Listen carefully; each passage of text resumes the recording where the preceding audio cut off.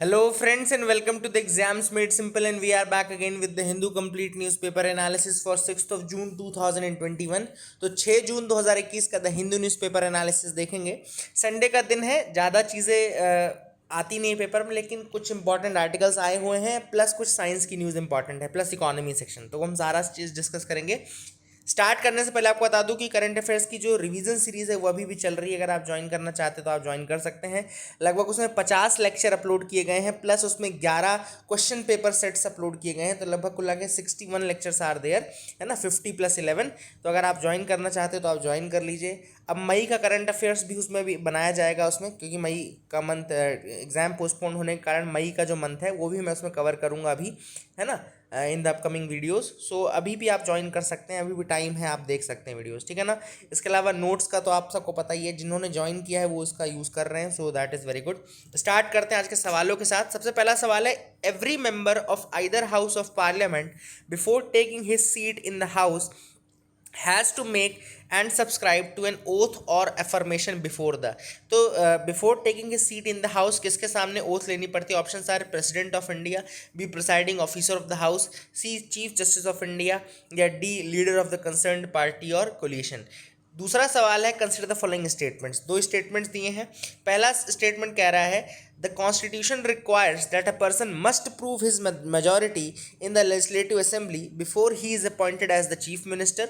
दूसरा स्टेटमेंट कह रहा है, only a person who is a member of legislative assembly can be appointed as chief minister.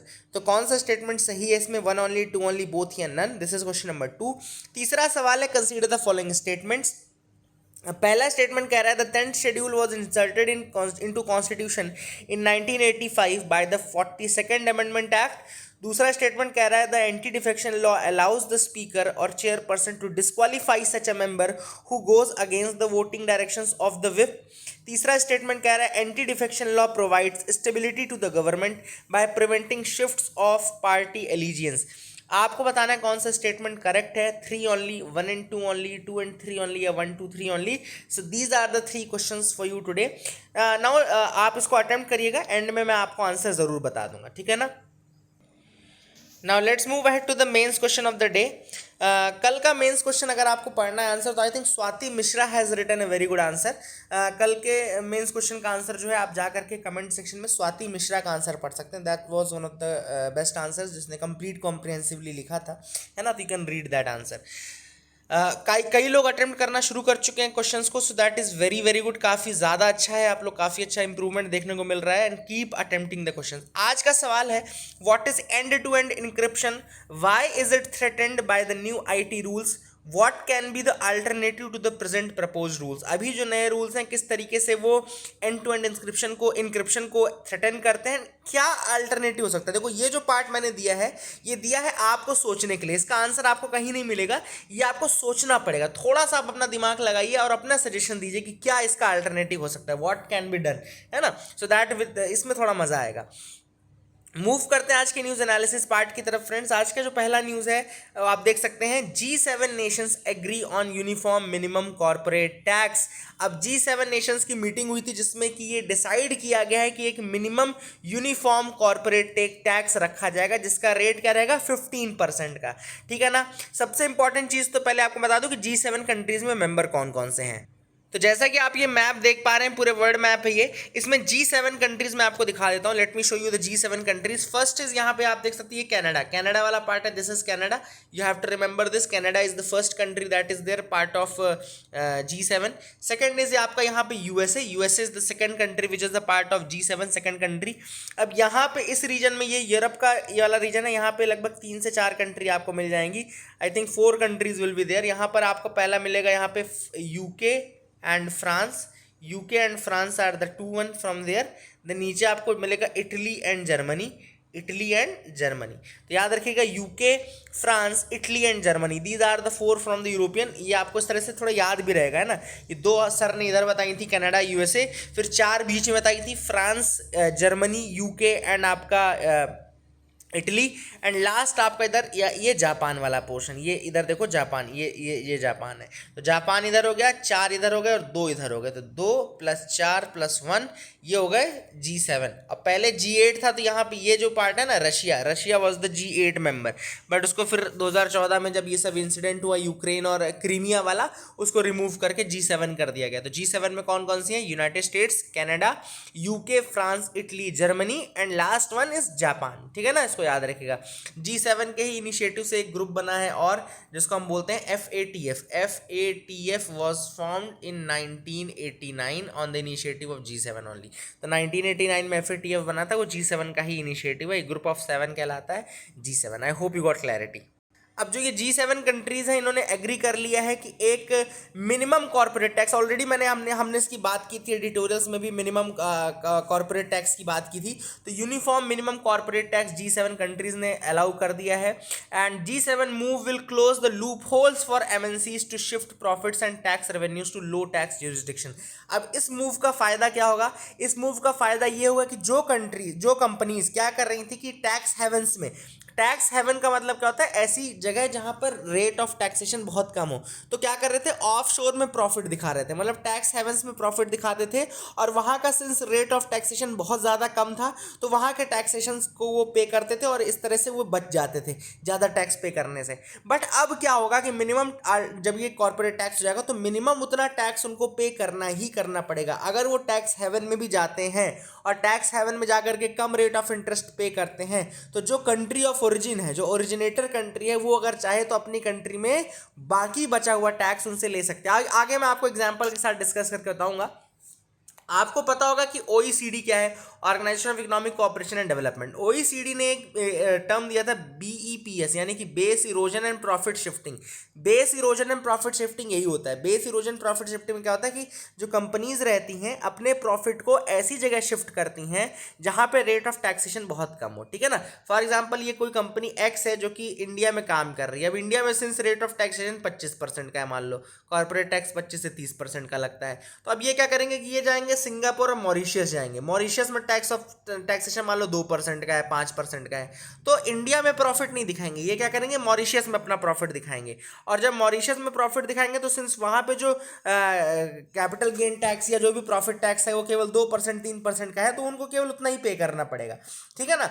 But अब इसे बोलते थे base erosion and profit shifting. यहाँ पे प्रॉफिट शिफ्ट करके टैक्स को मतलब कि कम कर दिया। अब क्या है? मिनिमम कॉर्पोरेट टैक्स लग गया। तो मिनिमम कॉर्पोरेट टैक्स में क्या होगा कि अगर सपोज यहाँ पे मिनिमम कॉर्पोरेट टैक्स 15% का है, ठीक है ना, और कंपनी गई किसी ऐसी जगह पे जहां पे 2% का टैक्सेशन देना पड़ रहा है, तो बाकी का जो 13% है वो टॉपअप के रूप में अगर चाहे तो ओरिजिनेटर कंट्री ले सकती है। Originator country they will ask for 13% to reach the minimum taxation level. अब एक और चीज आपको बता दूं कि मिनिमम टैक्सेशन लेवल का मतलब ये नहीं है कि कंट्री का खुद का कॉर्पोरेट टैक्स नहीं हो सकता। कंट्री अगर चाहे तो कॉर्पोरेट टैक्स, जो मिनिमम कॉर्पोरेट टैक्स है, उससे ज्यादा कॉर्पोरेट टैक्स चार्ज कर सकती है अपनी कंट्री में। फॉर एग्जांपल इंडिया अगर चाहे तो 30% का कॉर्पोरेट टैक्स भी लगा सकती है, और ये केवल एक global uniform minimum corporate tax है जो कि टैक्स हेवंस में जो प्रॉफिट को इरोड किया जाता है उसको बचाने के लिए, रोकने के लिए। ठीक है ना, इसको याद रखना। According to UK based tax justice network, एक टैक्स जस्टिस नेटवर्क करके ग्रुपिंग है, टैक्स जस्टिस नेटवर्क बोलते हैं। इंडिया को एनुअली लगभग $10.3 बिलियन का लॉस होता है। इंडिया को एनुअली $10.3 बिलियन का लॉस होता है from the global tax abuse. इस ग्लोबल टैक्स अब्यूज से इंडिया को $10.3 बिलियन का लॉस होता है। तो अगर ये हम कर पाते हैं, मिनिमम जो कॉर्पोरेट टैक्स है इसका यूज करेंगे, तो जरूर ये लॉस हमारा बचेगा and we can gain more from this. तो हमको गेन करना ही है इससे हमका कोई नुकसान नहीं है। ठीक है ना, तो इसको याद रखिएगा। Tax justice network, that is another important thing. Tax justice network UK based grouping है जिसने की ये चीज़ें बताएंगे। तो आई hope you got clarity regarding this news item. काफ़ी इंपॉर्टेंट न्यूज़ थी, इसलिए मैंने आपको पूरा मैकेनिज्म इसी न्यूज़ में समझा दिया है ना, इसको याद रखना। Government sends one last notice to Twitter to adopt the new IT rules. अब गवर्नमेंट ने ट्विटर को लास्ट नोटिस दिया है to adopt the new IT rules, जो नए IT रूल्स हैं उनको अडॉप्ट करने के लिए।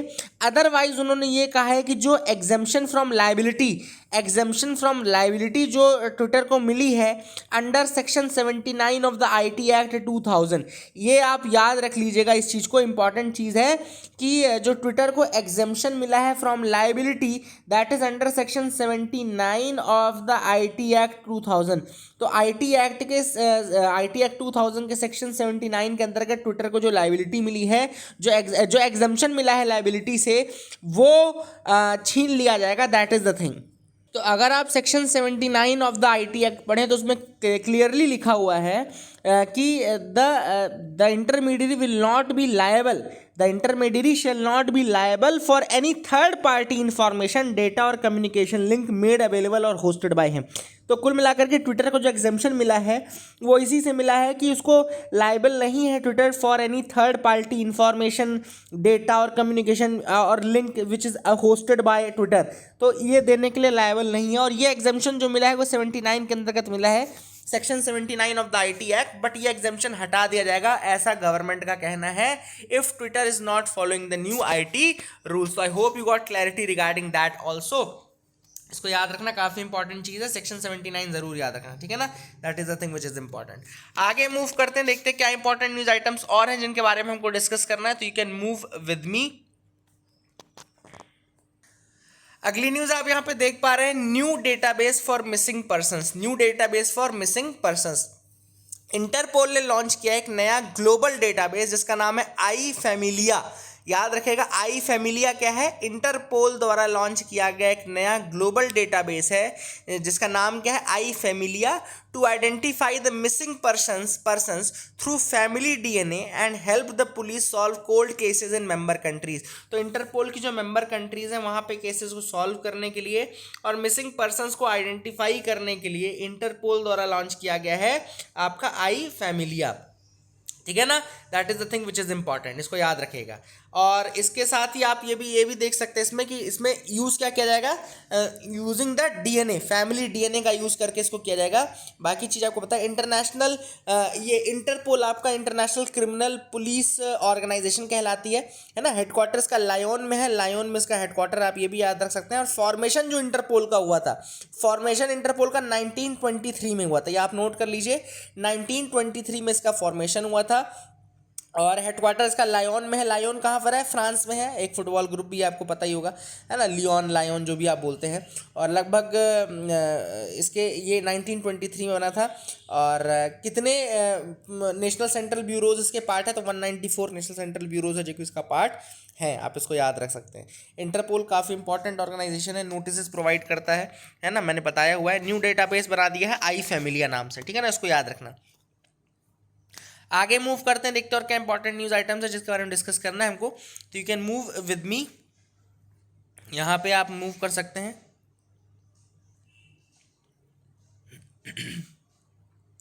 नाइजीरिया सस्पेंड्स ट्विटर इंडेफिनिटली, तो यहाँ पर नाइजीरिया ने ट्विटर को सस्पेंड कर दिया इंडेफिनिटली। तो आप इसको याद रख सकते हैं कौन सी कंट्री ने रिसेंटली ऐसा किया है, अगर आपसे पूछा जाए तो, है ना, यहाँ देखो लिखा भी हुआ है। हाँ, ये क्यों किया है, 2 days after the US social media giant deleted a tweet from president Muhammadu Buhari's account for violating its rule. तो मुहम्मदू बुहारी का जो ट्वीट था उसको डिलीट कर दिया गया था ट्विटर द्वारा, इसलिए इन्होंने इसको बैन कर दिया। नाइजीरिया हैज़ बैन दैट, है ना, ठीक है, तो इसको याद रखेगा, उनके ट्वीट को डिलीट करने के कारण इन्होंने इसको बैन कर दिया, ठीक है। आगे मूव करते हैं, साइंस पेज में आते हैं, देखते हैं कुछ और इंपॉर्टेंट न्यूज़ आइटम है क्या यहाँ पे आज जो न्यूज़ है कोई भी ऐसी नहीं थी। देखो, the need to stay prepared for multiple waves and variants, तो ये तो ऑब्वियसली बात है, कोविड की बात है, ठीक है, हम इसको देख लेंगे। एंड फिर emergence of order from chaos in turbulent systems, है ना, यहाँ पे हम देख लेते हैं इसको। तो यहाँ पे हम बात करेंगे बोस आइंस्टीन कंडेंसेट की। बोस आइंस्टीन कंडेंसेट आप सबको पता होना चाहिए कि जैसे स्टेट्स ऑफ मैटर होते हैं, तो स्टेट्स ऑफ मैटर पहले तो 3 जानते थे लोग, सॉलिड, लिक्विड एंड गैस बोलते थे, फिर बाद में प्लाज्मा नाम का चौथा स्टेट बोला, फिर 5वां Bose Einstein condensate, the 5th state of matter हम इसको बोलते हैं। तो बोस आइंस्टीन कंडेंसेट है क्या, it's a group of atoms which are cooled to within a hair of absolute zero, मतलब लगभग एब्सोल्यूट जीरो टेम्परेचर तक उसको कूलिंग की जाता है ठीक है ना। जब एक ग्रुप ऑफ एटम्स को आप कूल करते हैं within the absolute zero temperature, so when they reach that temperature the atoms are hardly moving. जब उस टेम्परेचर पे पहुंचते हैं तो एटम्स जो है बिल्कुल मूव करना बंद कर देते हैं रिलेटिव टू ईच अदर, मतलब उनका मोशन बिल्कुल लगभग बंद हो जाता है।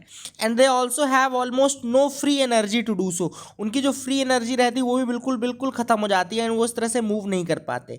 तो at that point the atom begins to clump together. फिर ऐसे पॉइंट पे जब आप बिल्कुल एब्सोल्यूट जीरो टेम्परेचर पर उनको रख देते हो तो उनका मोशन बंद हो जाएगा, रिलेटिव मोशन बंद हो जाएगा और वो एकदम से क्लैंप होना शुरू हो जाएंगे। एक एक आइडेंटिकल मतलब एक पॉइंट ऐसा आएगा जब वो सारे एटम्स मिल करके एक आइडेंटिकल सिंगल एटम बना लेंगे। इसको हम बोलते हैं बोस आइंस्टीन कंडेंसेट। ठीक है ना, इसको याद रखिएगा, इसको बोलते हैं बोस आइंस्टीन कंडेंसेट। तो बोस आइंस्टीन कंडेंसेट जो पहली बार प्रिडिक्ट किया गया था थ्योरेटिकली, वो सत्येंद्र नाथ बोस ने, सत्येंद्र नाथ एस.एन. बोस ने इसको प्रिडिक्ट किया था। He was an Indian physicist who discovered the subatomic particle named for him। ठीक है ना, तो इन्होंने सबसे पहले डिस्कवर किया था थ्योरेटिकली बोस आइंस्टीन कंडेंसेट को। ठीक है ना, और जो ये बोजॉन पार्टिकल है ना, बोजॉन पार्टिकल उनके सत्येंद्र नाथ बोस के ऊपर ही नाम किया गया है। ठीक है ना, बोजॉन को सत्येंद्र नाथ बोस के ऊपर ही किया गया है। And boss was working on statistical problems in quantum mechanics. तो इसके बाद उन्होंने क्या किया कि सत्येंद्र नाथ बोस ने अपना जो आइडिया था वो अल्बर्ट आइंस्टीन को भेजा एंड अल्बर्ट आइंस्टीन ने क्या किया, फिर उस पर उसको पब्लिश करवाया। एंड आइंस्टीन ने मतलब कि जो मैथमेटिक्स वाला पोर्शन था सत्येंद्र नाथ बोस का, उसको भी चेक किया। इसलिए बाद में इसका जो नाम है उसको बोस आइंस्टीन स्टैटिस्टिक्स कहा गया, बोस आइंस्टीन कंडेंसेट कहा गया। ठीक है ना, that is the thing which is important. तो इसको आप याद रखिएगा, this was important thing regarding the Bose Einstein condensate. I hope you got clarity regarding that as well. Move करते हैं लास्ट में यहाँ पे FAQs जो आते हैं। तो पहला है first human infection of the H10N3 bird flu. तो ये मैंने न्यूज़ आपको उस दिन बताई थी ऑलरेडी कि पहला जो केस आया है H10N3 बर्ड फ्लू का, वो कहाँ पर आया, वो चाइना में आया। The first case of humans, first case of H10N3 bird flu in humans. ठीक है ना, इसको याद रखेगा। अब एवियन इन्फ्लुएंजा होता क्या है, तो सबसे जो कॉमन वायरस होता है एवियन इन्फ्लुएंजा के लिए यानी कि बर्ड फ्लू के लिए होता है H5N1 होता है। H5N1 इसी को एवियन इन्फ्लुएंजा या बर्ड फ्लू कहा जाता है।